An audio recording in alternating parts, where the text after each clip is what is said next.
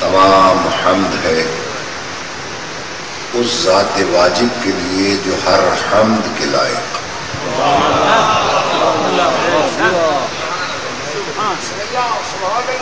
اور درود و سلام ان ہستیوں پر جن کے صدقے سے خود درود و سلام پیدا کیا گیا۔ سبحان اللہ۔ حضرات محترم، میں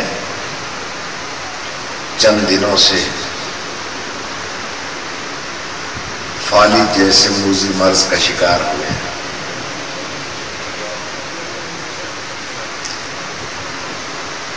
لیکن اس بارگاہ میں لاکھوں میرے سجدے قربان ہو جائیں کہ جس نے اس موذی مرض کو نہ میرے بیان میں حائل ہونے دیا، نہ میرے ایمان میں حائل۔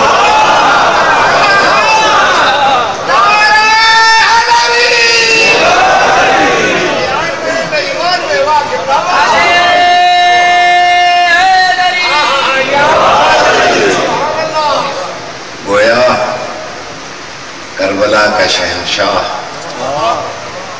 مجھ جیسے گناہگار کے ذریعے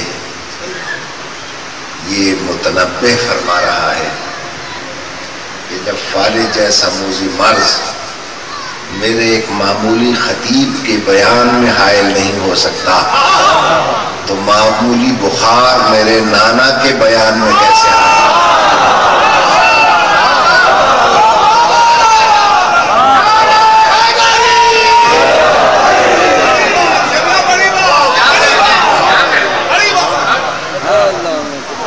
اللہ آپ حضرات کو سلامت رکھے۔ اس قابل تو میں نہیں تھا کہ میں حاضری دے سکتا، بڑا طویل سفر طے کر کے جناب برادر محترم بھائی نزاکت صاحب کے حکم کی تعمیل کرتا ہوا پہنچ گیا۔ عزیزان محترم، بالکل سادہ سادہ الفاظ میں میں یہ گزارش کروں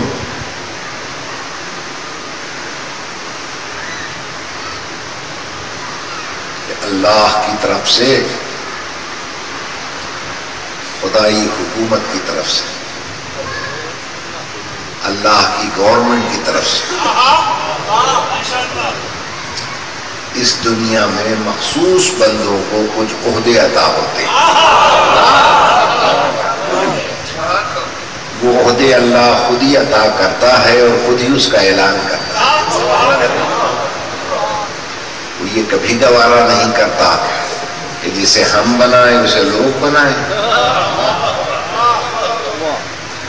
اور کہتا ہے کہ انسانوں اگر تم بنانے لگو گے جسے تم بناؤ گے اس میں تمہارا کمال ہوگا، جسے ہم بنائیں گے اس میں ہمارا کمال ہوگا۔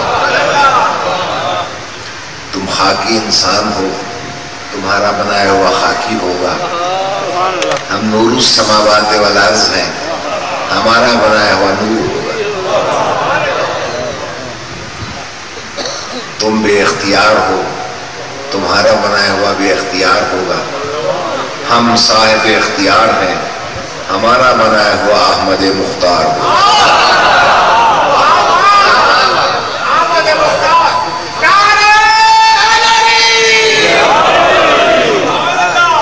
تم مشکلات میں پھنستے رہتے ہو، تمہارا بنایا ہوا مشکلات میں پھنستا رہے گا۔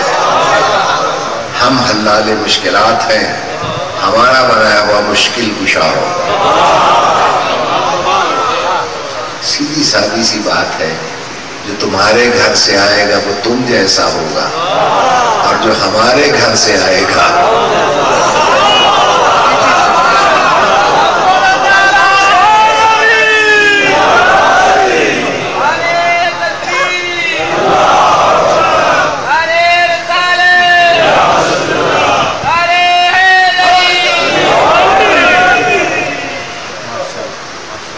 توجہ ہے میرے محترم صاحب؟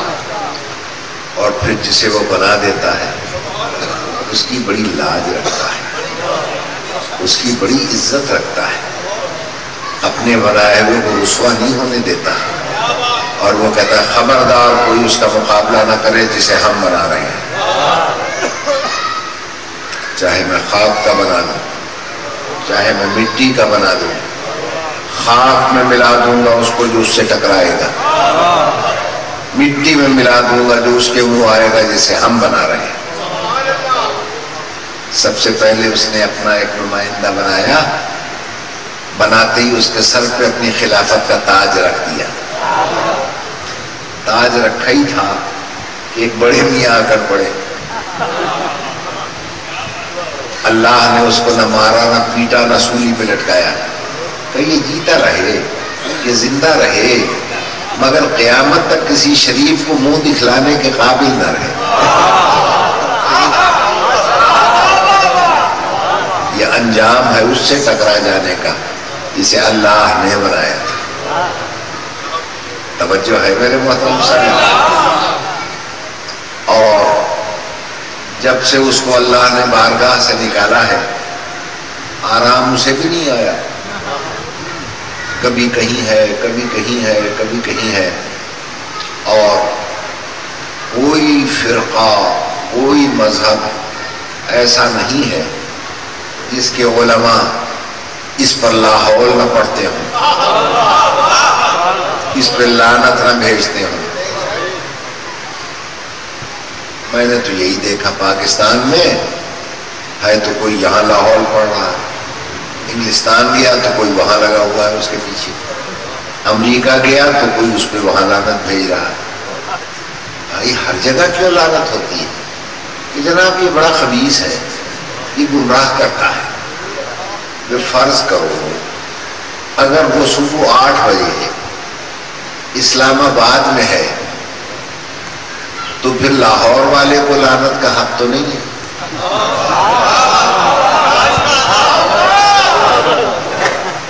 اور اگر وہ لاہور میں ہے تو کراچی والے کو نہیں ہے؟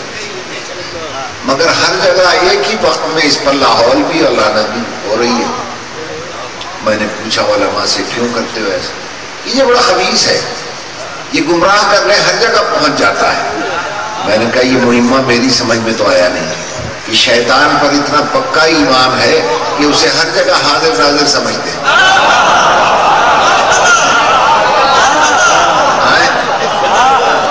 اور اگر میں کہوں کہ میرے نبی اور امام بھی حاضر ناظر ہے تو کہا جاتا ہے مسئلہ سمجھ نہیں آتا۔ سمجھ کیوں نہیں آتا؟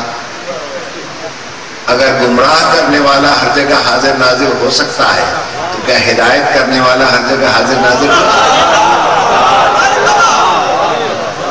چلو بھیا ہم کیوں جھگڑے کسی سے؟ اپنی اپنی قسمت ہے، کسی کی قسمت میں امام حاضر ناظر، کسی کی قسمت میں شیخ۔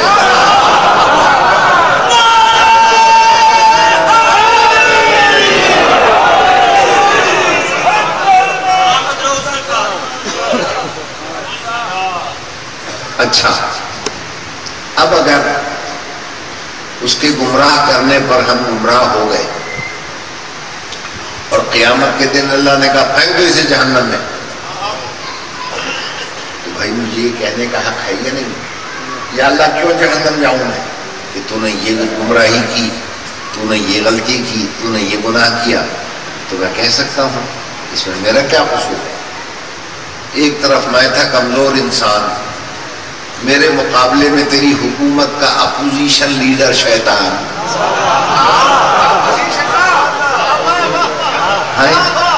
وہ طاقتور تھا میں کمزور، وہ گمراہ کرتا رہا میں ہوتا رہا۔ یہ تیری پولیٹیکل مسٹیک تھی کہ گمراہ کرنے والے کو تو چھٹی دے رکھی تھی، ہدایت کرنے والا کوئی رکھا ہی نہیں۔ اگر ہدایت کرنے والا ہوتا وہ مجھے ہدایت کرتا، میں نے گمراہ ہوتا۔ اللہ نے کہا وما انا بظلام للعبید، میں بندوں پر ظالم نہیں ہوں، عادل ہوں۔ میں نے ہر دور میں اگر گمراہ کرنے والے کو رکھا تو ہدایت کرنے والا بھی رکھا. اب اگر گمراہ کرنے والا ظاہر ہو کر گمراہ کرتا تو ہدایت کرنے والا بھی ظاہر ہو کر ہدایت کرتا. اور جب گمراہ کرنے والا شیطان غائب رہ کر گمراہ کر رہا ہے تو تقاضا عدل یہی ہے کہ ہدایت کرنے والا امام غائب رہ کر ہدایت کرے.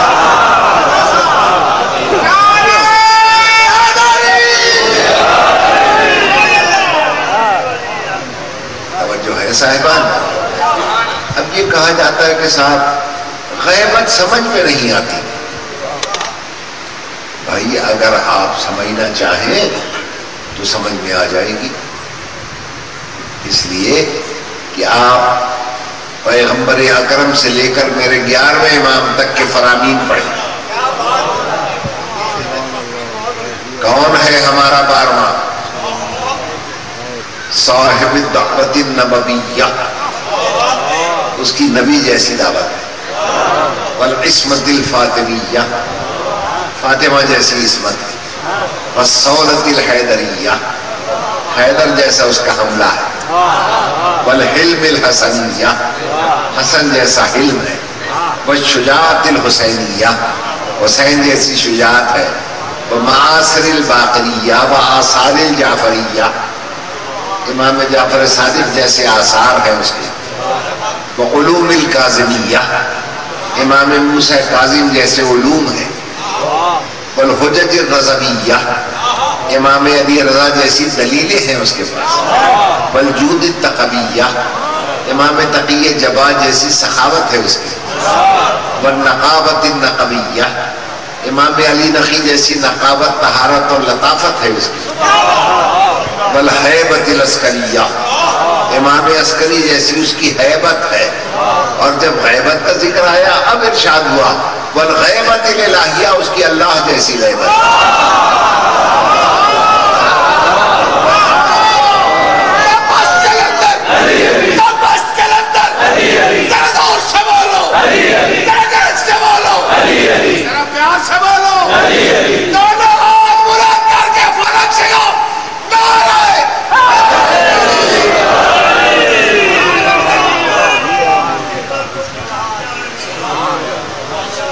کیوں نہیں سمجھ میں آتی؟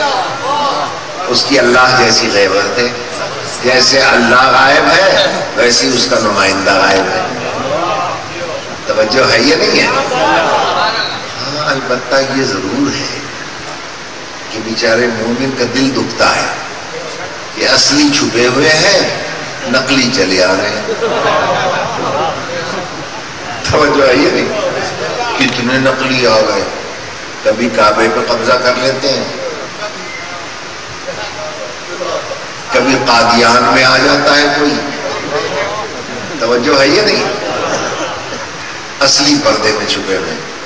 پہلے تو میرا بھی دل بڑا دکھتا تھا قاضی صاحب. اب جتنے نقلی آ جائیں میرا دل نہیں دکھتا. کیوں؟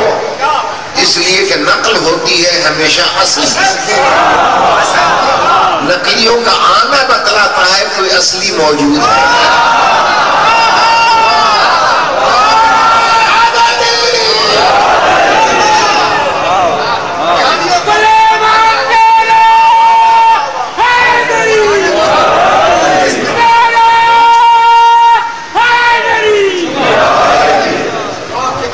توجہ ہے میرے محترم سامنے؟ جی ہاں. اور عزیزان محترم، اب یہ تو اس سائنس اور ٹیکنالوجی کے دور میں سوچنا بھی پاگل پن ہے کہ اگر ہیں تو جی نظر کیوں نہیں آتے. قرآن نے کہا وفی انفسکم افلا تبصرون، تمہارے اندر کتنی ایسی چیزیں ہیں مگر نظر نہیں آتی. روح ہے یہ نہیں ہے؟ مجھے دکھا دو کہیں. حتیٰ کہ بعض چیزیں جو آنکھوں سے نظر نہیں آتی وہ خواب میں بھی نظر آ جاتی ہیں. مگر کسی نے روح کو خواب میں بھی نہیں دیکھا ہوگا. ٹھیک ہے نا؟ روح کیوں نظر نہیں آتی؟ کیا ہے یہ؟ یسألونک عن الروح، میرے حبیب پوچھتے ہیں یہ روح کیا ہے؟ قرآن نے کہا قل الروح من امر ربی، کہ روح میرے رب کا امر ہے۔ کیوں دوستو، جب آپ کا اپنا امر نظر نہیں آتا تو کائنات کا صاحب الامر کیسے نظر آتا؟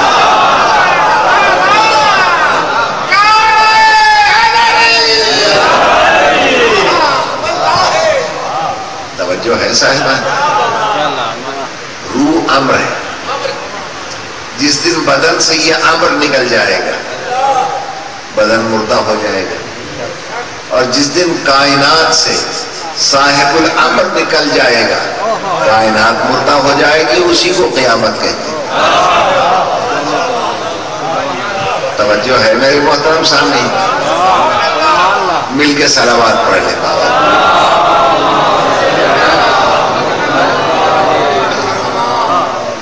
لہذا ہم تو ہر وقت یہ دعا کرتے ہیں کہ مولا اپنی زیارت سے ہمیں مشرف فرما۔ توجہ ہے یا نہیں ہے؟ جیسے اس مشرف کو دیکھ رہے ہیں ہمیں اپنی زیارت سے بھی مشرف کر دے۔ میری بات پہ اور ہے یا نہیں؟ اس لیے کہ میرا امام امر اللہ ہے، ٹھیک ہے نا؟ اگر امر اللہ موجود نہیں ہے تو حزب اللہ کس کے آسرے پہ لڑتا ہے؟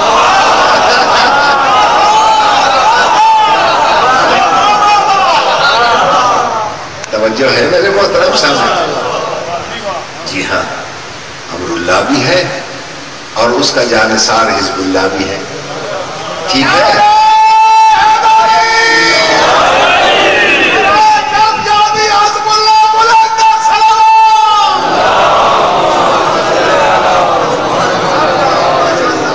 توجہ ہے یا نہیں ہے؟ کہتے ہیں جی اللہ کا ذکر نہیں ہوتا۔ کیسے نہیں ہوتا؟ ہم گفتگو شروع کرتے ہیں تو اعوذ باللہ سے اللہ آیا یا نہیں؟ آپ خوش ہوتے تو کہتے ہیں سبحان اللہ، ٹھیک ہے نا؟ قاضی صاحب داد دیتے ہیں تو کہتے ہیں ماشاء اللہ، آ گیا نا اللہ؟ کوئی گرنے لگتا ہے ہم کہتے ہیں حسبی اللہ، ہم وعدہ کرتے ہیں تو کہتے ہیں انشاءاللہ، آ گیا نا اللہ؟ کون کہتا ہے ہم اللہ کا ذکر نہیں کرتے؟ اور دوستو اسی طریقے سے جب تک زندہ رہتے ہیں سبحان اللہ، ٹھیک ہے نا؟ اور جب ہمارے نوجوان سپر پاور سے ٹکراتے ہیں ہماری زبان سے نکلتا ہے حزب اللہ،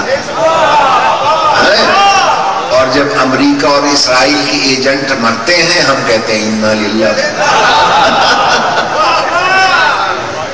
توجہ ہے میرے محترم سامنے؟ تو ہمارے ہاتھ میں الحمدللہ اللہ کی رحمت کا دامن بھی ہے، اور ہمارے ائمہ اطہار جو مظہر رب ہے ان کا سہارا بھی ہے، اور خود سب سے بڑا سہارا ہمارے اسی امام کا ہے جس کے ظہور کے بھی اللہ نے قائم رکھا ہوا ہے بیت اللہ۔ توجہ ہے یا نہیں؟ ہر ایک کی یہ خواہش ہے کہ امام کا ظہور پنڈی سے ہو جائے، ہم کہتے ہیں جھنگ سے ہو جائے، کوئی کہتا لاہور سے ہو جائے۔ اللہ نے کہا نا میں عادل ہوں، میں عدل کی زنجیروں کو ٹوٹنے نہیں دوں گا، کعبے سے ظہور کرواؤں گا۔ کیوں؟ تقاضا عدل یہ ہے جس گھر سے پہلا دیا تھا وہیں سے آخری ملے۔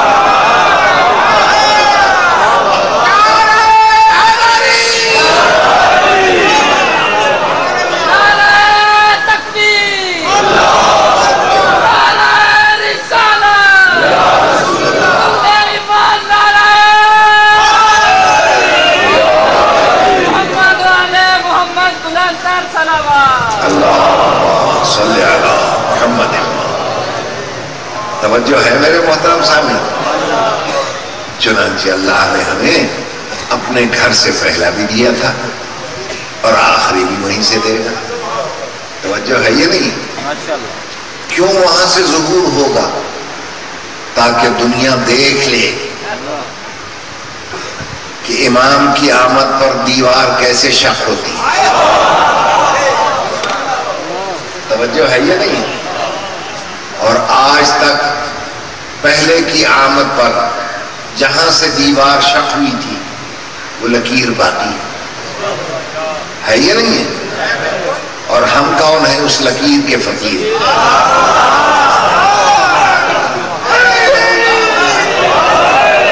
توجہ ہے یہ نہیں؟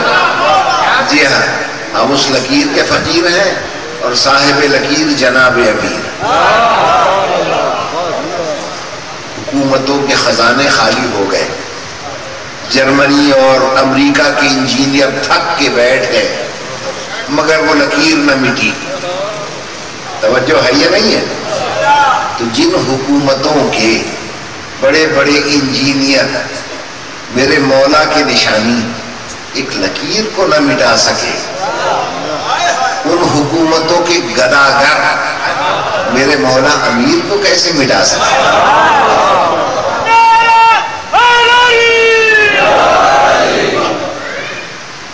توجہ فرمائیے آپ نے. اور عزیزان محترم، بس یاد رکھیے اللہ میرا مولا علی ولی اللہ اور میری 12ویں سرکار امر اللہ اور پیغمبر اکرم رسول اللہ یہ آپس میں ایسے مربوط ہے کہ آپ جس کسی کا ذکر کریں گے باقیوں کا ذکر خود بخود ابھر آئے گا. توجہ چاہتے. اب لوگ پوچھتے ہیں علی کون ہے بھائی، تم بڑے علی علی کرتے ہو. ہم نے کہا علی اس خدا نما بندے کا نام ہے جو کعبے میں پیدا ہوا. ٹھیک ہے نا؟ پیدا کہاں ہوئے؟ کعبے میں. توجہ کیجئے گا. اب لوگوں نے کہا کہ بس کعبے میں پیدا تو ہو گئے وہ. توجہ. اور آپ ہر جگہ ان کی پیدائش بڑا بیان کرتے ہیں. بھائی ہمیں فخر ہے تو بیان کرتے ہیں. اگر نبی کے گھر میں دفن ہو جانا قابل فخر ہے،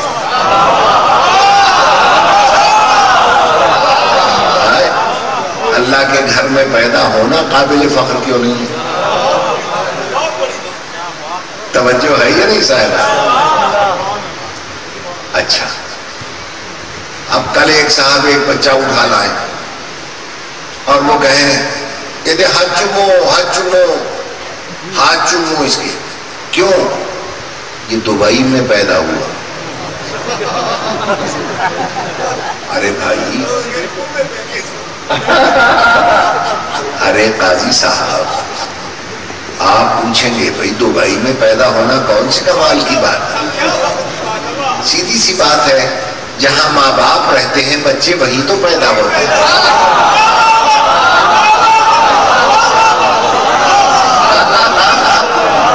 سیدھی سی بات ہے.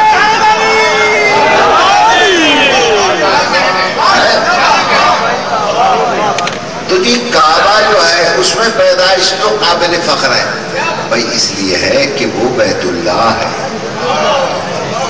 اللہ کا گھر ہے. توجہ ہے یہ نہیں؟ چونکہ وہ بیت اللہ ہے.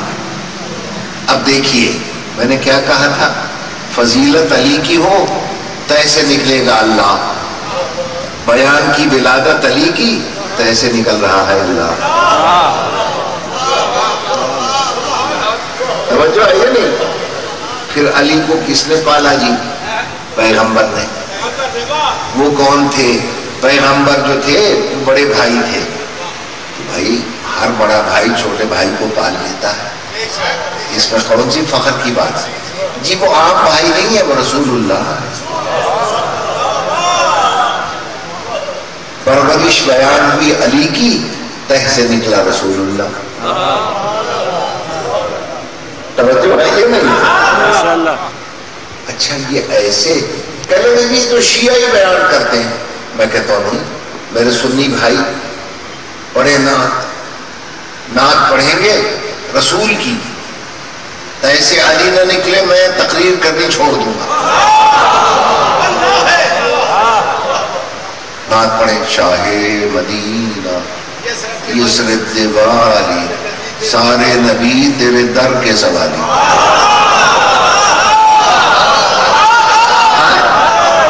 چلو آپ نہیں پڑھتے، چلو آپ پڑھیں، چلو نعت تو پڑھو. اب ہم نے کہا کہ اگر پیغمبر گھر ہے، شہر ہے، تو اس کا در کون سا ہے؟ اچھا بھائی ہم اگر کہیں یہ کوئی سنی شیعہ مولوی، ہو سکتا کوئی اعتراض کرے کہ علی کی محبت میں یہ سرشار ہے، ٹھیک ہے نا، اس لیے کہتے ہیں مبالغہ کرتے ہیں. تو جبریل تو مبالغہ نہیں کرتا، معصوم فرشتہ ہے. میں نے اس معصوم فرشتے سے ہجرت کی شب پوچھا. میں نے کہا حضرت یہ جو میرا مولا سو رہا ہے تو تم اس کے سرہانے اور پاؤں کی طرف کھڑے کیا کر رہے ہو؟ دو فرشتے نظر آئے، جبریل میکائیل. توجہ ہے یہ نہیں؟ ان کا پہرا دے رہے ہیں. ہم نے کہا یہاں کیوں پہرا دے رہے ہو؟ کہ خطرہ پڑا ہے، بڑا خطرہ ہے. میں ان کا خطرہ علی کو ہے کہ جی بھی نبی کو ہے. تو جب علی کو خطرہ ہی نہیں ہے تو جسے خطرہ ہے وہاں پہرا دو.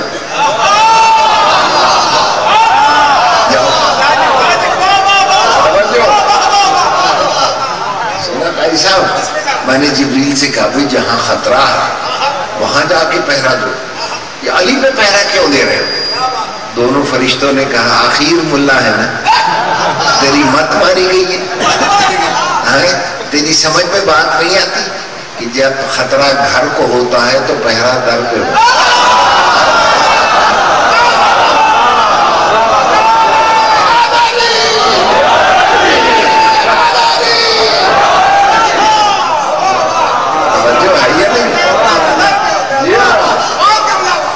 در پہ ہوتا ہے، نبی تو گھر ہے، یہ در ہے.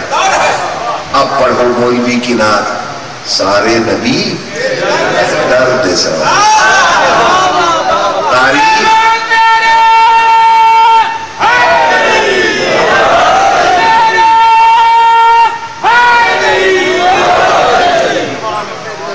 تعریف کی نبی کی تہ سے نکل آیا علی. نہیں. اچھا بھائی ہم اگر علی سے سوال کر لیں تو اسلام سے نکل جاتے ہیں. مولوی کا موڈ بنے سارے نبی کو در کا سوالی بنا.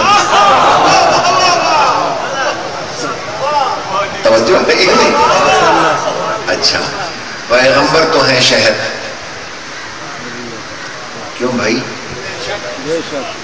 یہ جہاں مجلس ہو رہی ہے یہ تو ایک چھوٹا سا ولیج ہے نا، قصبہ ہے چھوٹا سا، ٹھیک ہے نا. تو شہر اور قصبے میں بڑا فرق ہوتا ہے. میں قصبے کے بازار میں گیا، میں نے دیکھا دکانوں میں جو مال ہے نا وہ باہر نمونے کے طور پر بوریوں میں رکھا رہتا ہے.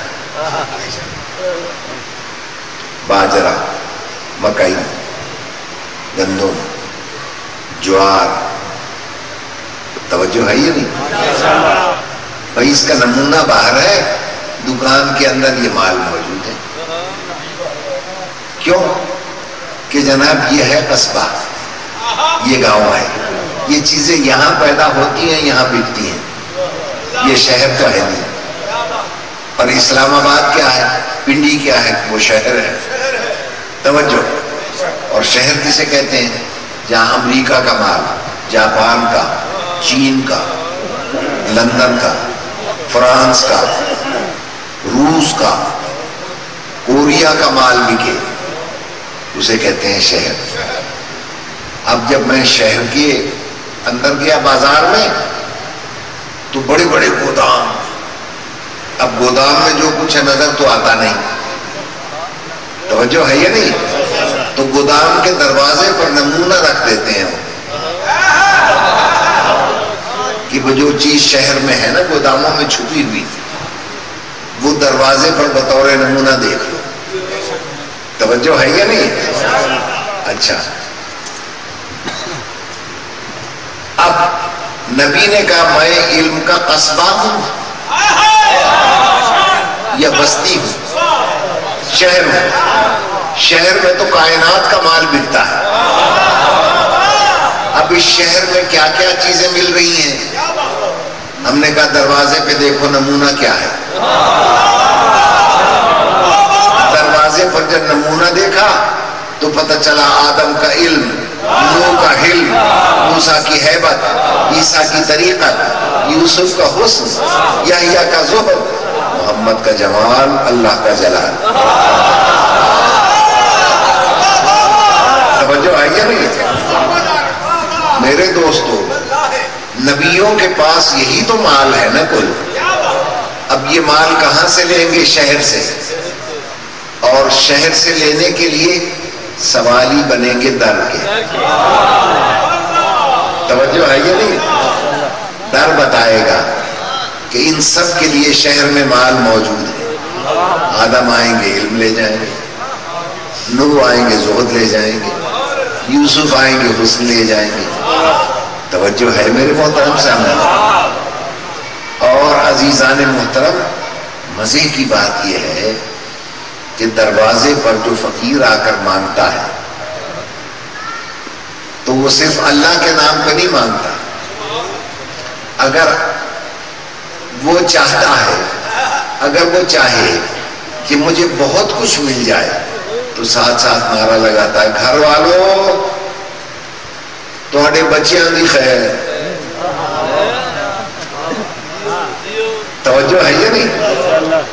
پیغمبر ہے گھر، علی ہے در، اب سائل نے آواز دی، گھر والوں تھوڑے بچیاں دی خیر، اس کا ترجمہ ہر فقیر کو یاد ہے، نظر اللہ نیاز ہے۔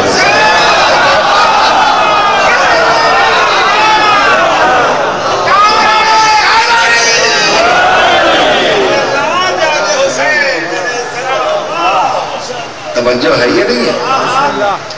تو میرے بھائی، اب فقیروں پر کیسا اعتراض؟ جب سارے نبی اس در کے سوالی ہو گئے تو اگر فقیر نے بھی وہی سوال کر لیا جو کعبے کی لکیر کا فقیر ہے، توجہ ہے یہ نہیں ہے؟ تو اب اس پر کیسا فتویٰ بھائی؟ فتویٰ دینا ہے تو پھر اس مولوی کو دو جس نے نبیوں کو اس در پر کھڑا کر دیا۔ میری بات پہ غور ہے صاحب؟ جی ہاں، اس لیے کہ خیرات جاتی گھر سے ہے، ملتی در سے۔ اب سمجھ میں آئی بات کہ جی نعرہ تکبیر، نعرہ رسالت بہت کم لگاتے ہیں آپ، یا علی مدد بہت کہتے ہیں۔ میری بات پہ غور کیجیے، کیوں؟ اس لیے کہ ہم یا رسول اللہ کے بھی قائل ہیں، مگر تمہیں سمجھنا نہ آئے تو ہم کیا کریں؟ وہ گھر ہے، چیز جاتی گھر سے ہے، ملتی در سے۔ اور اگر کوئی فقیر در کے بجائے اندر گھر میں گھس آئے پھر بھی ملے گا، دھکے ملیں گے، ٹھیک ہے نا؟ ڈنڈے، کھلے، توجہ ہے یہ؟ آپ کہیں گے ابھی وہ گستاخ، مانگنا ہے تو دروازے پہ کھڑا ہو، گھر میں کیوں گھسا ہے؟ تو پیغمبر نے 75 دفعہ کہا میں گھر ہوں، علی در ہے، در پہ مانگو، گھر میں گھسو گے ڈنڈے لگے گے۔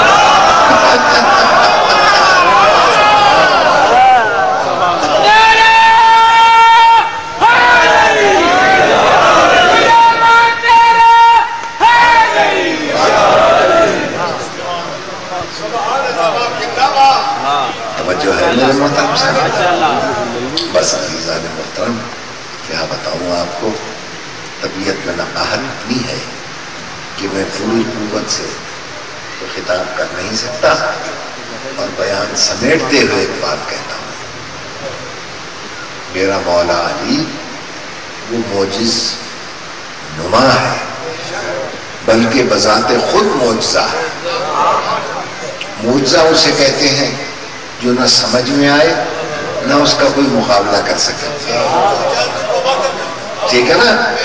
آج تک نہ علی کسی کی سمجھ میں آیا نہ کوئی انسان اس کا مقابلہ کر سکے۔ توجہ ہے یا نہیں؟ اور جیسے علی معجزہ ہے پیغمبر کا، یہ پیغمبر کے اپنے فرامین میں ہے۔ علی کون ہے؟ معجزۃ من معجزاتی، میرے معجزوں میں سے ایک معجزہ ہے۔ توجہ، اب علی کا بھی دو معجزے، ایک کو ثانی زہرا کہتے ہیں اور ایک کو عباس غازی کہتے ہیں۔ یہ علی کے معجزے، توجہ ہے یا نہیں؟ عقلیں عاجز آ گئی۔ ابھی آپ میرے عزیز شوکت صلی اللہ علیہ وسلم سے سن رہے تھے نا کہ دربار میں کس طرح تشریف لے گئی۔ جیسے ہی دربار میں قدم رکھا اور زبان مبارک سے نکلا بسم اللہ الرحمن الرحیم، اب یہ علی کی بیٹی کا معجزہ نہیں ہے کہ پورا دربار یزید سمیت بے ساختہ تعظیم کے لیے کھڑا۔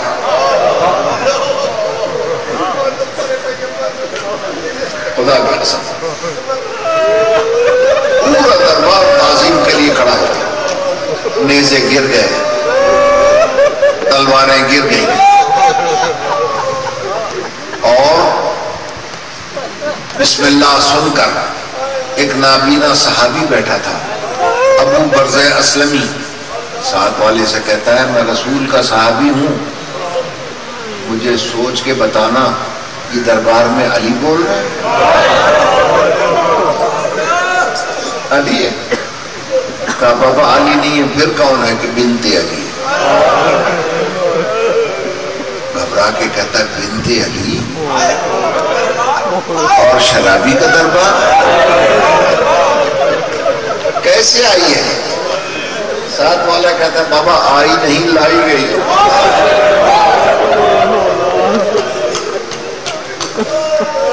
تو پریشان ہو کر کہتا ہے علی کی بیٹی اب لائی گئی ہے؟ پاس بیٹھا ہوا آدمی کہتا ہے شکر کر تیری آنکھیں نہیں ہیں، فقط لائی نہیں گئی ننگے سر میں۔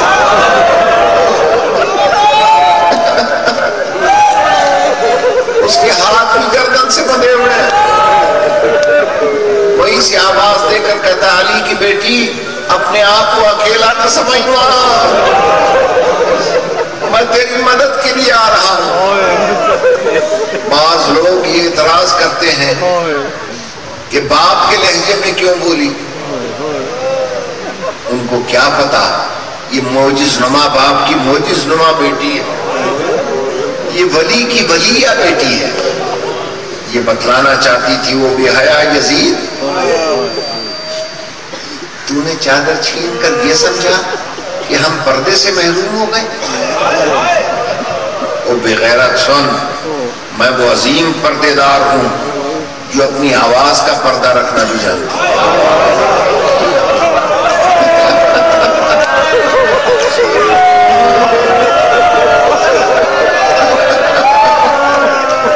میں اپنے لہجے کا پردہ رکھنا بھی جانتی ہوں، میں نامحرموں میں اپنے لہجے کو بے پردہ کیوں کروں؟ خدا کی قسم باپ کے لہجے میں اس لیے بول رہی تھی کہ میں اپنے لہجے پر باپ کے لہجے کا پردہ رکھ کر کیوں نہ بات کروں۔ اور عزیزوں، یہ وہ خطبہ تھا جس کے بعد نام یزید گالی بن کے رہ گیا۔ فرمایا دربار میں آنے والوں بتا سکتے ہو تمہارا مذہب کیا ہے؟ بت پرست ہو، مشرک ہو، کافر ہو، 7,000 آوازائی مسلمان ہیں، کس کا کلمہ پڑھتے ہو؟ آوازائی کلمہ پڑھتے ہیں محمد کا۔ ادھر محمد کا نام آیا، ادھر محمد کی بیٹی کو جلا لایا۔ فرمایا محمد کا کلمہ پڑھنے والے بے غیرتوں ذرا آ گیا، اور جس کا کلمہ پڑھتے اس کی بیٹی کا تماشا جس کا کلمہ پڑھتے اس کی بیٹی کا مذاق اڑاؤ۔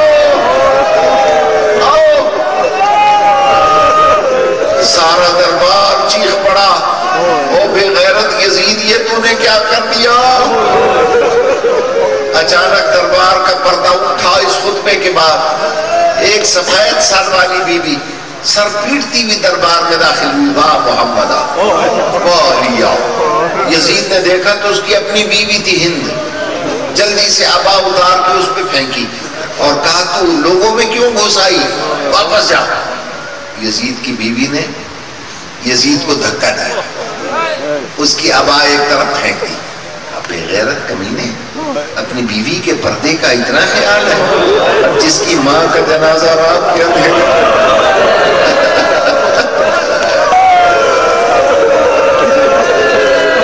بھرے دربار میں کھڑی فریاد کر رہی ہے،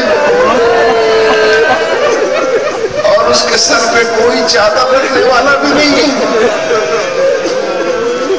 میری شہزادی نے کہا وہ بے غیرت، تیرے باپ دادا کو میرے باپ دادا نے ازرہ کرم غلامی سے آزاد کیا تھا، بتا اگر اس وقت میرے نانا آ جائیں، تجھے تخت پہ اور مجھے ممبر کے نیچے زمین پر دیکھیں، بول تو نے کیا جواب دے گا؟ یزید کے پاس کیا جواب ہو سکتا؟ کوئی جواب نہیں تھا۔ خدا کی قسم اس خطبے نے تہس نہس کر کے نام یزید کو قیامت تک کے لیے گالی بنا کے رکھا۔ اور بزرگان محترم یاد رکھیے گا، اگر پیغمبر نہ ہوتے تو اللہ کا کوئی نام لے لیتے، علی نہ ہوتے پیغمبر کا کوئی کلمہ نہ پڑھتا، اگر حسین نہ ہوتے تو کسی کا کوئی ذکر کرنے والا نہ ہوتا، لیکن اگر حسین کی بہن نہ ہوتی تو حسین کا بھی کوئی نام لے والا۔ کسے پتہ چلتا کون مارا گیا، کہاں مارا گیا، کیسے مارا گیا؟ یہ اس شہزادی کے خطبے تھے جنہوں نے دنیا میں انقلاب پیدا کر دیا، انقلاب برپا کر دیا۔ پتہ ہے اس خطبہ سننے کے بعد جب تماشائی اپنے اپنے گھروں میں گئے ہیں تو ان کی عورتوں نے کیا کہا؟ بے غیرتوں کس منہ سے گھر آئے،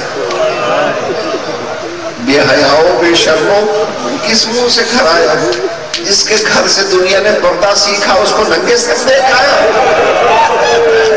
تمہیں شرم نہیں آتی؟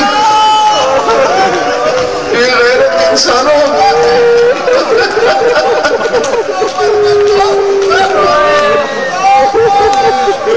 بس دوستو، اللہ آپ کی مجلس کو قبول کرے، خدا بانی مجلس کی توفیقات میں اضافہ کرے۔ اللہ میرے بھائی نزاکت شاہ کو ان کا وارث عطا کرے، بحق محمد و آل محمد، اور جو بے اولاد ہیں خداوند عالم ان کی جھولیوں کو آباد کرے، اور ہمارا ملک مستحکم رہے، اور لبنان پہ ہونے والے ظلم کا خاتمہ ہو، اور 12ویں سرکار کا ظہور فرما تاکہ ہمیشہ کے لیے ظلم کا خاتمہ ہو سکے۔ خدا حافظ۔